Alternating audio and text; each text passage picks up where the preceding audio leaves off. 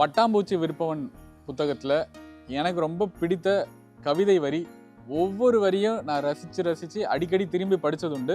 நிறைய பேருக்கு இது ஃபேவரட்டாகவும் மாறும். இது வரைக்கும் நீங்கள் கேட்கலன்னா இந்த கவிதையை பற்றி சொல்கிறேன்.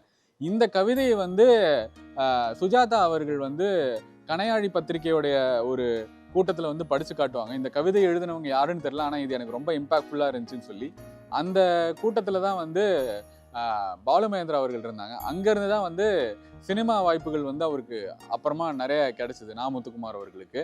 ஸோ இந்த கவிதை வந்து அவருடைய வாழ்க்கையில் ரொம்ப முக்கியமான கவிதைன்னு சொன்னாங்க. அவரும் ரசித்து எழுதின ஒரு கவிதைன்னு சொன்னாங்க.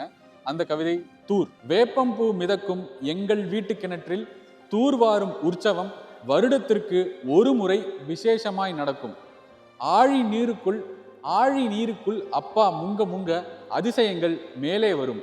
கொட்டாங்குச்சி, கோலி, கரண்டி, கட்டையோடு உள்விழுந்த துருப்பிடித்த ராட்டினம், வேலைக்காரி திருடியதாய் சந்தேகப்பட்ட வெள்ளி டம்ளர், சேற்றுக்குள் கிளறி எடுப்போம் நிறையவே. சேருடா என அம்மா அதட்டுவாள், என்றாலும் சந்தோஷம் கலைக்க யாருக்கு மனம் வரும். படை வென்ற வீரனாய் தலைநீர் சொட்ட அப்பா மேலே வருவார். இன்று வரை அம்மா கதவுகளின் பின்னாலிருந்துதான் அப்பாவோடு பேசுகிறாள்.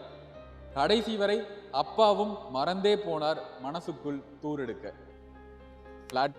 இதை படிச்சுட்டு அப்படியே நம்ம வந்து நம்மளை என்னடா இப்படி ஒரு வரி எழுதிட்டாரு அப்படின்ற மாதிரி தோணும். இதை வந்து அறிவுமதி அவர்கள், பாலுமகேந்திரா அவர்கள், பாரதி ராஜா அவர்கள், அப்புறம் இன்னும் பல கவிஞர்கள், பாடலாசிரியர்கள் வந்து பாராட்டினாங்க. இந்த கவிதையை வந்து உங்களுக்கு படித்து காட்டணும்னு எனக்கு ரொம்ப ஆசையாக இருந்தது. இந்த மாதிரி உங்களுக்கு ரொம்ப பிடித்த நா. முத்துக்குமார் கவிதை எதை படித்து சொல்லணும்னாலும் கமெண்ட்டில் சொல்லுங்கள்.